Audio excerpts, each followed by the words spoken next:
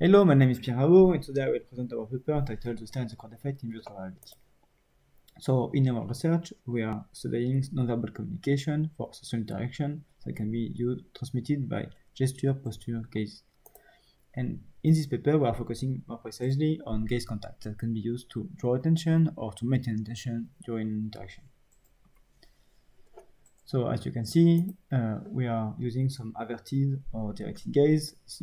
It's an alternation between these two gaze to draw attention at the beginning, then you can have a new focus, and you can go back to maintain attention through directed gazes toward different observers, as you can see in this video of Chaplin. To put some context, again, this use of gaze has a lot of case study applications that can be used, for example, in robotics to succeed in having joint attention, here using neutral gaze. Also in 3D simulation for collision avoidance, you can use gaze as a cue. Then in a one-to-one interaction in VR, you can use it to enhance presence. Also for virtual audience behavior, if you use gaze, you can have a different, stronger behavior. And in social interaction, for example, asking information in the virtual market, you can use gaze along with emotion, for example. In this frame of using gaze, there is one particular effect which is called the Star and the Chord effect, which is very interesting because it consists in a search asymmetry about view gazes from a crowd. So it means that users tend to detect directed gazes faster with more and longer fixation than averted gaze. It has been shown in this case of one-to-one interaction with eye drawing stimuli or also photographic. But then we can wonder if this very interesting effect that really draw attention of one character in a crowd, would it be still valid with some agent? So, for example, in the case of VR, it would be, does this effect still remain in this more reversive situation with virtual agent? So, from this statement, as we are in our research, we have some objective to design and some interactive virtual character. Our objective in this paper is to study the user sensitivity to eye contact by replicating these previous studies, but in VR. So from this, we make two hypotheses. One is about that the Star and the Chord effect will be preserved in VR. So in this case, we expect earlier, more and longer fixation toward the cases, as in previous studies. And as a complement, we would like to make an hypothesis about the correlation between social anxiety and gazing behavior, as it occurs in real life. So we expect, in this case, negative correlation between social anxiety levels and gazing time toward directed gazes.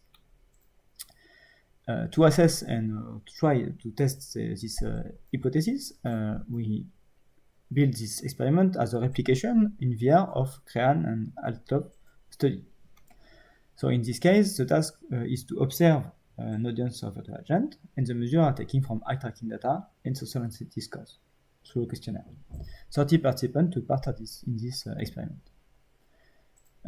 They were facing 11 agents, 10 with an averted gaze, and one randomly chosen agent had the specific gaze behavior. It could be either averted, okay, or directed. We also explore two dynamic conditions, as in the previous study by Crean, with averted then directed and directed then averted, once the triggering being once the user look at this character. However, in this presentation, I will focus only on the static condition, which reflects the pure Star and the Chord effect, but for more detail in the dynamic condition, you can have a look at the paper where we have all the detail for these results, for these conditions. So in terms of the results, first, we want to see if the Star and the Chord effect is present in VR. So if we compare this directed versus averted gaze condition, in terms of earlier fixation, we only found it for the second fixation. But for the number of fixation, we found it was very fast. We had some significant difference.